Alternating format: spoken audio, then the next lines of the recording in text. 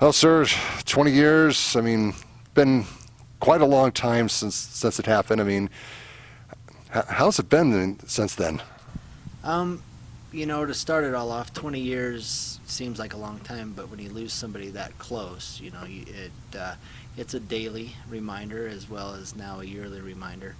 And the tragic backstory of 9/11 that led into some policies being put into play that kept Shane from running at a meet in Vegas led to ultimately the tragic event that took place on September 16th, 20 years ago.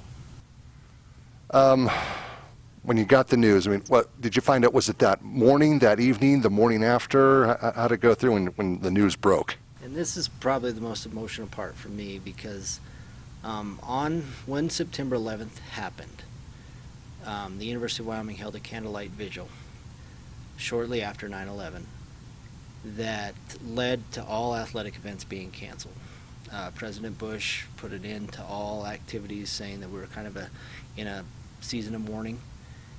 So instead of Shane competing that weekend, where he'd be in Vegas, he and his teammates decided to go to Fort Collins to do some together as a team builder and buy some shoes. So that led to them going down there. At that candlelight vigil, I was actually asked by Shane to go with them on that trip. So to me, looking back, you're kind of at a crossroads there of a chain of events. How one, it was my birthday on September 15th, which is the day before. So I went home to celebrate with my family. Looking back, on the 15th, we celebrated my birthday. Of course, Shane and his teammates were doing their thing. On the 16th, which was after that weekend, coming back, I was traveling back, or getting ready to travel back to Laramie, when the mortician called my dad and stressed to him, said, "Gary, you need to get your family to Carrie's house, and you need to do it right away." So we knew something was bad. We didn't know the whole story or how tragic it was, but we all had a pretty good idea that something was pretty bad. The mortician in town, a small town, you kind of know everybody, so you're not usually getting calls like that without something really bad happening. So the events of September 11th all the way to the 16th kind of led into this, and then that morning of the 16th, I'll never forget walking in, Carrie telling me that Shane had passed, that it was a tragic accident, hit by a drunk driver. And I just remember holding my mom, and you're a young kid, and you have all these emotions as far as what happened, how it happened, but right there it hit you pretty hard. What was Shane like? Shane was he was just full of joy. I mean, he was a great kid. He was very driven. Our family is very close, and Shane was a product of that. He loved his family. He loved his purpose in life. He was very goal driven. Shane, for the longest time, knowing him as a kid, wanted to go into the Navy.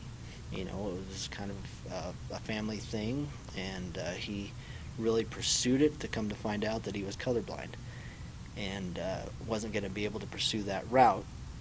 Shane was very active in sports, which allowed him to, just to be even more driven and passionate about what he did. He got a lot of jobs in the summer, one with his grandpa, that he was a hod carrier. His grandpa laid brick. He was a mason. So Shane, and if you've ever done that job, it's not easy. And Shane trained with a purpose at that job to train for his sports. He knew by, doing that, carrying those loads of concrete and things up those ramps was going to benefit him, and he'd run to work and run back, and then he'd work in between. So he always was purposely driven. Everything he did had a purpose behind it to make it better for the next thing. Shane didn't even pursue cross country till later. His passion was to wrestling, and he did cross country to train for wrestling. There was, again, a purpose thing. He knew that going out for cross country was going to benefit him, and hidden in that was a talent. Shane was an exceptional runner, and again, just something hidden that led him to the University of Wyoming, and he knew that there was more to running to explore because he didn't get a scholarship right away. So he went in and wanted to prove himself. He said, I just need on this team to prove myself. And quickly became one of their better runners and just found his purpose in that. He's at the University of Wyoming. He was doing some engineer degree work. He was running. Things in Shane's life were good. Family was good. Everything in life was good. And he was just a ball of joy. His laugh was contagious. I remember times holding him down. We'd tickle him, and his laugh was just as bright as the day. It was just pretty special.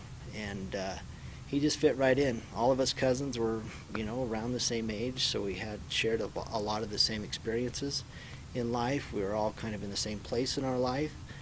And, 20 years now, his brothers and his sister and his cousins have now all got families, and you just always kind of think back or think along the lines of, we were at that place in our life, we'd be right there again now with families and new sets of family members. And that's hard. Those are those everyday things that now you look and you say, what would that be like? What would Shane be doing now? Over the course of the last 20 years, I know you've shared the story many times with friends, students, your athletes. What message do you like to try to get across to them? That life is pretty sweet. We're only given one chance at life, and to pursue the things that we're passionate about and do the things that we want to do. I think all of us are pretty lucky that, really the losses you experience in life, they can be subtle as far as maybe losing an adult that had a great life and you can enjoy or celebrate in their life. When you reach a tragic loss, that kind of alters your life as well. And it can give you a lot of emotions if you're young that you don't know, quite how to deal with or move forward with. But just to this generation, sometimes it takes a tragic event to get your attention. That sometimes we don't learn from our elders or learn from experiences of others. And we look past it as if it couldn't happen to me. And that's a dangerous path to look down, a dangerous way of thinking. These events are in place for everybody to learn by, and sometimes you're lucky, a DUI or a drunken experience where you woke up the next morning with no consequences. These tragic events are there put in place in our history to remind you that these things can happen. And if you overlook them or you think that they can't happen, you're mistaken. You're wrong. That life is precious. The mistakes that you or the decisions you make can alter somebody else's life very quickly, if not your own, and a lot of times it's one and the same.